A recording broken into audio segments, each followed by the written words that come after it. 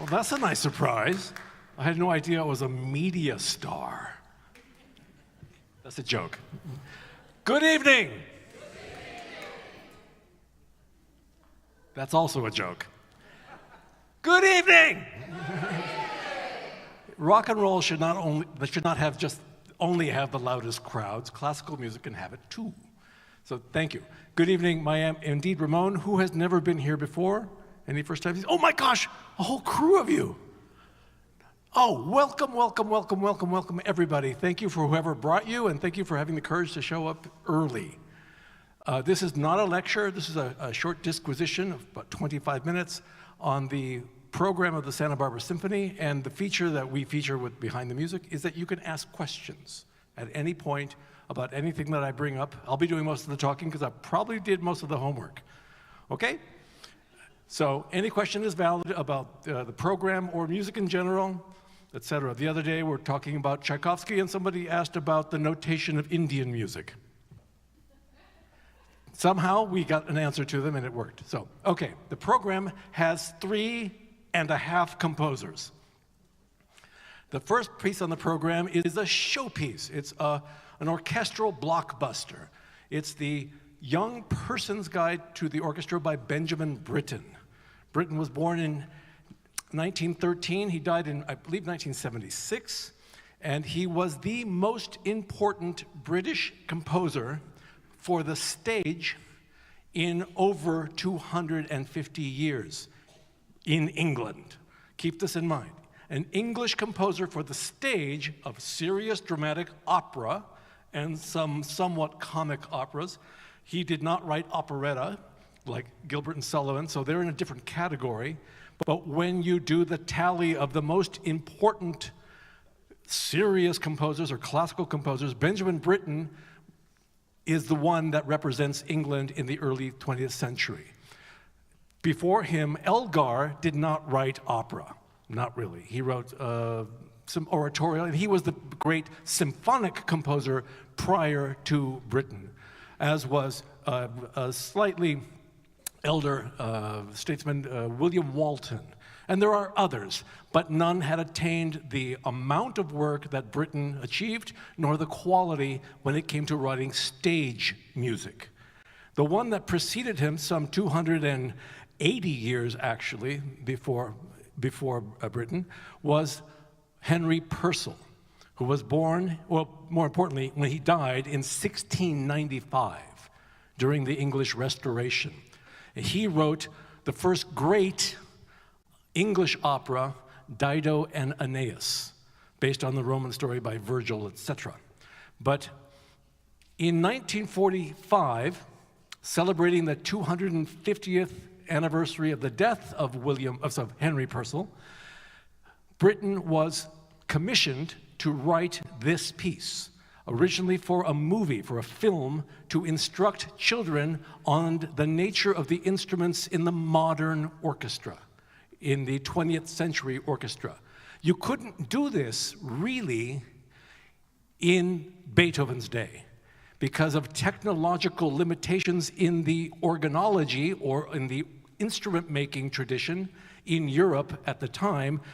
There were very much discrepancies between the power of the string section, per se, and the brass section. And the woodwinds were not as developed at that time as they are now. And the percussion section in Mozart, Haydn's, and Beethoven's day, forget about it. It was rudimentary, elementary at best.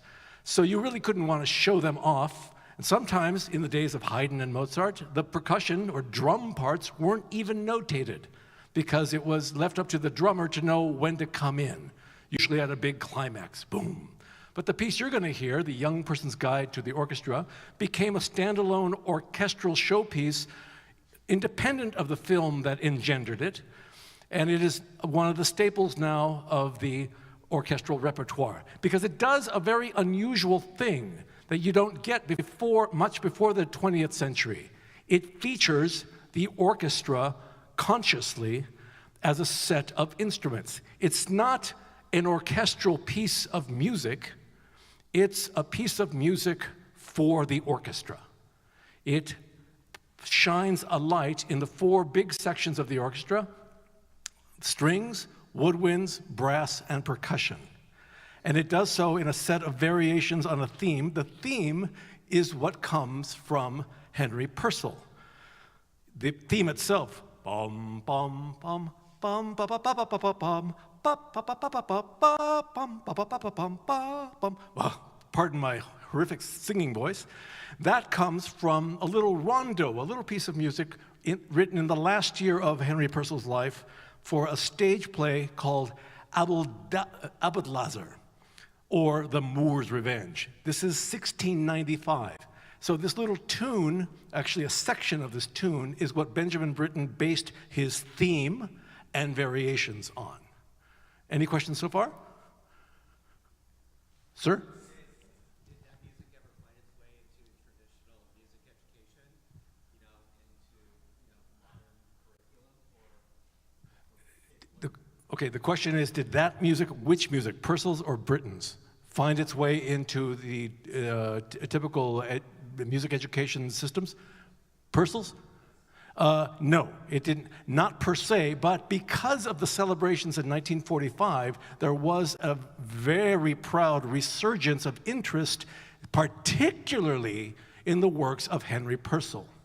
And now everyone in this room lives at a very good time, because now there are crazy Englishmen and Englishwomen who devote their entire careers to resuscitating lost composers, overlooked composers, even far beyond Henry Purcell, who was of course the Giuseppe Verdi of his time. And so you can find his music now everywhere much more readily than you could when Britten was writing his piece. Ma'am?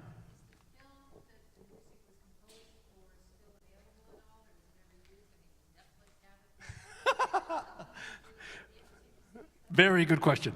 Is the film that it was commissioned for now extant and visible or viewable? I don't know. It was commissioned by the BBC, and I believe it was black and white.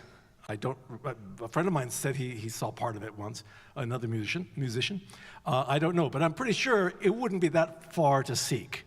In your program, you'll see the actual title of the film. It's different. It's the Instruments of the Orchestra, I think it's called.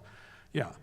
There are other pieces like it now, but they have a different focus, typically. For example, the Carnival of the Animals uses the instruments to depict the animals in the carnival or in the zoo, right? So it's not really about the instruments. Those are used to illustrate a narrative. And by the way, this piece also comes with or without a narrative. Today it will be narrated with the text by Mr. Crozier, a friend of Benjamin Britten's, which is the educative part, the educational part of the program for children, so they get to hear words that explain the nature of the instrument before they hear the music. So Carnival of the Animals, you could say, is a showpiece for the orchestra, but it aims in a different direction. Similarly, Peter and the Wolf by Prokofiev uses single instruments, not groups of instruments, to illustrate another narrative story. This is more common. With this work and one predecessor from 1945, the Concerto for Orchestra by Bela Bartok, one of the greatest pieces ever written for modern orchestra, he does the same thing. He highlights instruments in various groupings and combinations. And there are others who followed suit after Britten, for example, Zoltán Kodály, Witold Ludoslavsky, and even Elliott Carter have written concertos for orchestra, which is a seemingly self-contradictory statement, because a concerto typically, traditionally, highlights one instrument against the orchestra. And here, there is no one soloist, it's a panoply of soloists. Any questions? Oh, one more. The piece by Zoltán Kodály is also known as the Concerto for Orchestra. Yeah, it's a popular title now, once you get over the contradiction. Speaking of concertos, the second piece in the program, on your program, is the Piano Concerto No. 1 by Franz Liszt, the greatest romantic pianist ever. the great Hungarian who was born in what was the Austro-Hungarian Empire in 1811, little boy who was taken at a tender age, he was 10 or so, to meet not only Salieri, remember Salieri from Amadeus, right? And we know proudly that in this room, we don't get our history from Amadeus, do we? No, because that's a Hollywood movie, right? And we don't trust the scholarship on that, do we? No. Salieri was a very decent man who had a very powerful position as actually imperial court composer to the Habsburg Empire, and he did not murder Mozart. Okay? All right. He attempted to help and did help Mozart. He also helped Schubert, and he also helped bunches of singers and other instrumentalists, and he was a bit of a politician, and he also helped a 10-year-old boy named Liszt, who was born on the estate where Haydn had his career until his death in 1809. So it's a pretty small world there. Through Salieri, he was introduced, Liszt, the boy, was introduced to Carl Czerny. Remember Carl Czerny? Anyone who studied piano under a nasty piano teacher?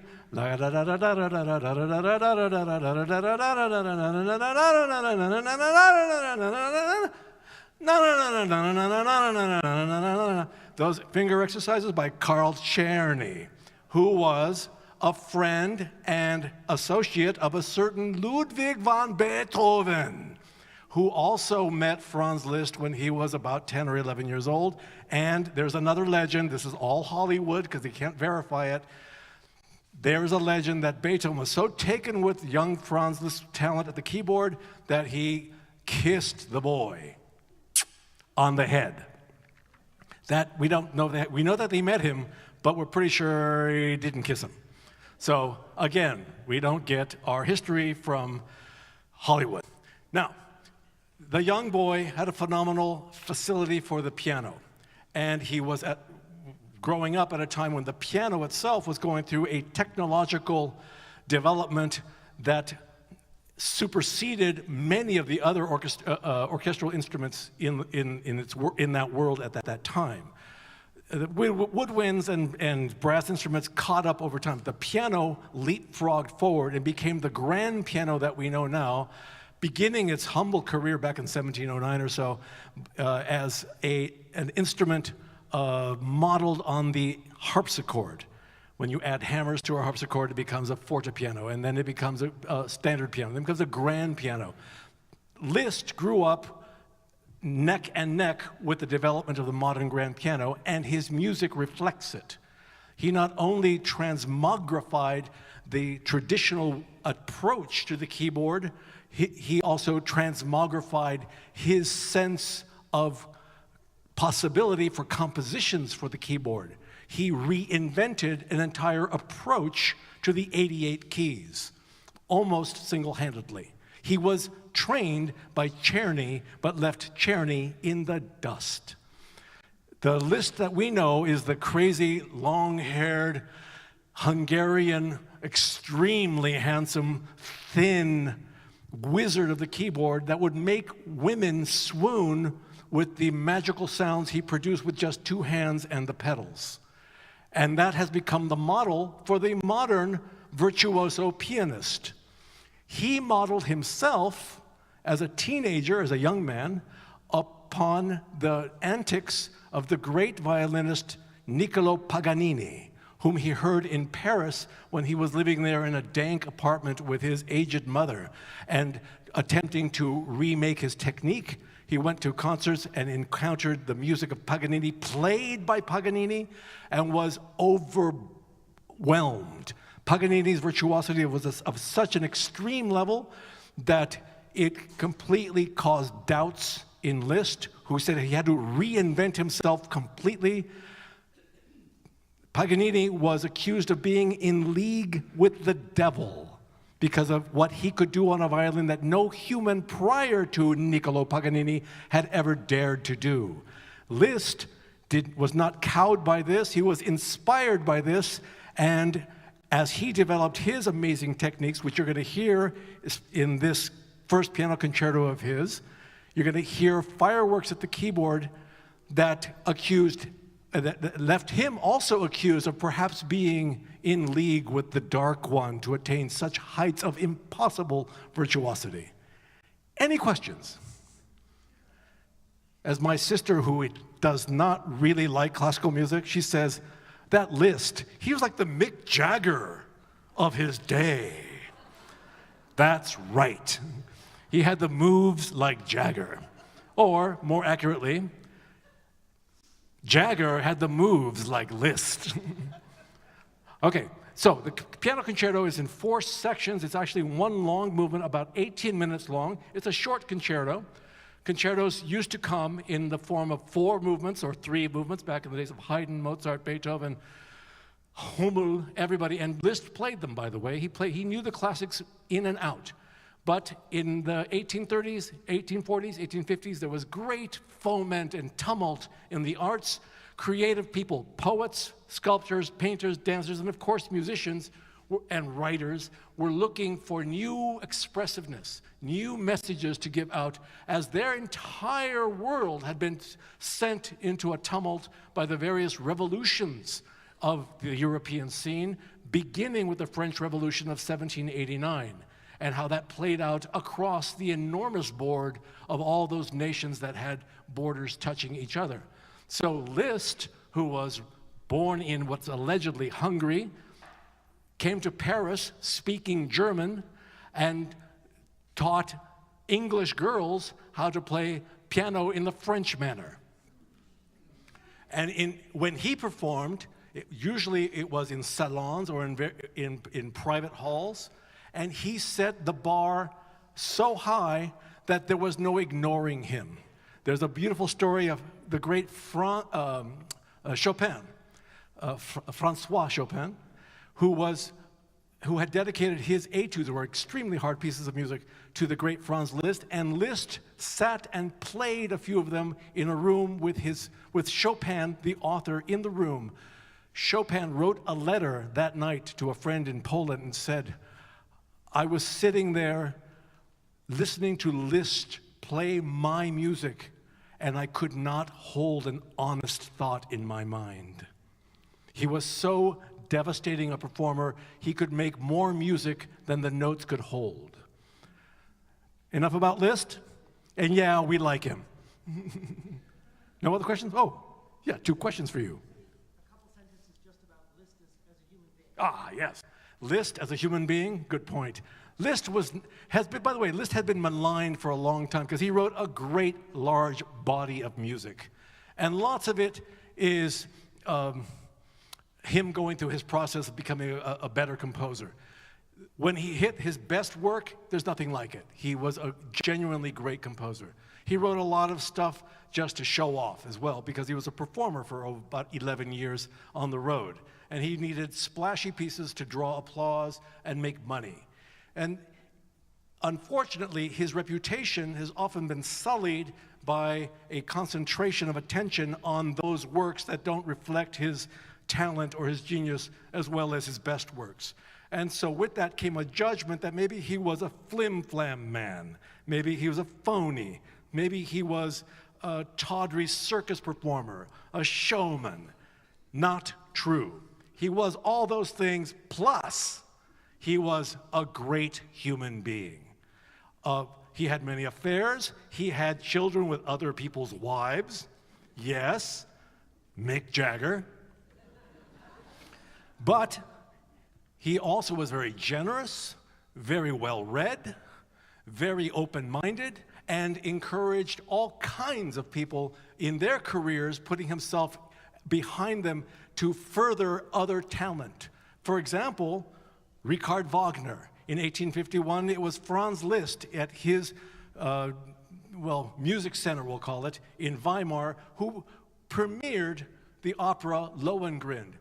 where other conductors weren't going to touch it, he helped his buddy Wagner get this impossibly dense work on the stage. He himself conducted it. He not only played the piano, wrote music, taught, and held salon, he also conducted. But he was a decent human being who may or may not have been in league with the devil. Okay, enough about Liszt. How much time do we have, kids? You're so quiet and polite. 10 minutes, okay. After intermission, we're coming back for a symphony by Tchaikovsky. Tchaikovsky was obviously a Russian composer, born in 1840, died in 1893. And without a doubt, Tchaikovsky, when you look at all the other talent in Russia at the time, Tchaikovsky was, without a doubt, there's no second opinion on this, the most deeply gifted composer of the 19th century in Russia. He was also a very troubled man, deeply homosexual, and deeply conflicted about his status in society. He came from a family of engineers and was put into a jurisprudence career early in his life, but that didn't last because music spoke to him so immediately, so constantly. He finally had a showdown with his dad and said, I'm not going to be a lawyer. I have to be a musician. And amazing, to the unending credit to his dad, he said, that's all right, my boy. Be what you are.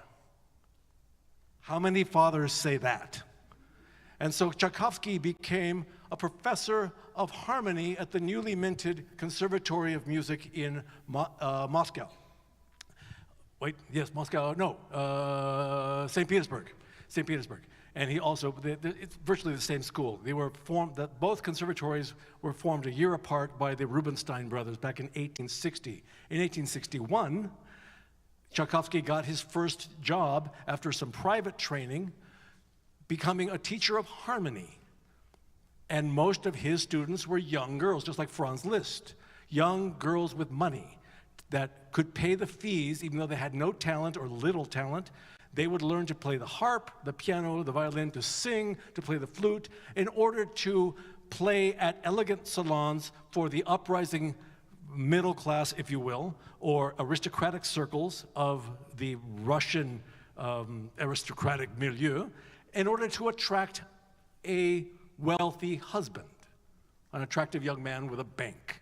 And so that was the kind of students that Tchaikovsky was faced with when he was teaching harmony, and he would write music on his off hours. He wrote more and more music as his life went on, and finally he became free of that job when at the age of 37 he was supported handsomely by a woman he never met, by Natasha von Meck, or Nadezhda von Meck, who was an immensely wealthy widow of a man named Karl Meck, or von Meck, who had put railroads across Russia and became extraordinarily wealthy. She had 11 children and hated sex. Tchaikovsky was homosexual and loved sex, but could not express it as freely as he wished. She admired his music. She had commissioned early works of his to come write music for my private trio. She crisscrossed Russia and Europe with her own train, with her own cars. That's how wealthy she was. She had her own piano trio travel with her, along with the nannies for her children, and the helpers, and the bookkeepers, and the tutors. The pianist for her trio was a young 18-year-old French kid named Claude Debussy. You can't make this up. That's how wealthy she was. She took a shine to the music of the great Tchaikovsky and supported him with subventions, beautiful word, with lots of money, so he didn't have to go to work anymore at the conservatory. Mr. Sinzer, you have a question. 5 minutes? Oh, that's not a question, that's a warning. Thank you very much. So, the symphony, the fifth symphony that you're going to hear, was written after an 11-year lapse after his fourth symphony, when dealing with his demons, Mr. Tchaikovsky attempted to get married to one of his students, one of the airheaded little girls who had a huge crush on this genius and pursued him. It was a tremendously bad decision. The marriage itself lasted perhaps 3 weeks. He was so tortured and repelled by the notion of having to engage with a woman that he ran away. He ran away a lot. Tchaikovsky went to Europe on a regular rotation just to be away from everything that he wanted. He wanted to have status back in Russia, but he couldn't take the pressure. He was a very, again, tortured man. His symphony, written in 1888, was written at a time when things had leveled out and he was coming back to himself. The marriage was not ever really dissolved, but he made arrangements to take care of his wife for the rest of her life, and even though she was very bitter, understandably so, he never had to deal with that again. And von Meck never judged him, but kept on supporting him. The piece you're going to hear is the Fifth Symphony in 4 movements, modeled, as are all of his symphonies, on the German symphonies of Beethoven and Mozart. Every other Russian composer around him was trying consciously to write Russian music. Tchaikovsky never did this. He wrote his music based on his understanding and love of European models. He was in no way interested in folk songs of the Russian earth. He was interested in French music, German music, Italian opera. He wrote operas. He wrote European-style music. And so the symphony you're going to hear is his response to a deep need to prove himself worthy as a symphonist, although he'd already done it 4 times before. Periodically, he would lay a burden upon himself psychically and say, no one's listening to what I have to say. I must write a symphony in that format because it's a serious format. I will be heard. Never mind the little cheesy music I write for ballet, Swan Lake, The Nutcracker. He despised it, like, oh, that's nothing. That's my weekend work. That's just to make the rent. No, a symphony and an opera, that's the goal. Any questions? What does it mean to be a professor of harmony? Very good question. What does it mean to be a professor of harmony? It's an antique title. They don't have professors of harmony much anymore. You literally are teaching how to, in the accepted Western style or school of what's called voice leading. This is a little technical here. You're teaching people, or students, musicians, how to progress one chord to the next according to the accepted traditions. So it sounds like European music and not like some toddler just slamming on the chords together. There is a school, it's a very technical question, I'm trying to keep it untechnical, where you learn how to connect those aspects of music smoothly or with control so you can make dramatic changes in music and yet not sound amateurish. It's a very subtle art, the teaching of harmony. Typically, people learn voice leading with individual lines. Harmony is a 19th century development where you're moving blocks of sound together, and I could show you at the piano over a cup of coffee soon. One more question? 0 time. We have 0 time. One question more. Which opera did he write? He wrote 11 operas. He wrote Eugene Onegin, Queen of Spades, right? That's just 2. Vakula the Smith is a small opera. Yeah, he's got a bunch. That's a good question. One more? One more. I read a book about Tchaikovsky and his correspondence with Mrs. von Meck. Yes, and they wrote actually kind of love letters to each other through their love of music, and I think they were written mostly in French. Yes, quite true. The last thing I'll say, he never met his benefactress. The arrangement that von Meck had was, I will support you and give money to you and make sure that you are taken care of so you're free to write your symphonies and anything else you want to write. The only stipulation is that you and I shall never meet. They almost met once in a park. They were walking, and they saw each other coming, and they turned the other way. Now, a woman who's going to pay enormous sums of money to a musician to write his art, that is what's known amongst musicians as a perfect relationship. If you know of any rich women who have this sensibility that they'd like to support the arts that directly, talk to me at intermission. I have an address for you. Meanwhile, please enjoy the concert. Thank you for your kind attention.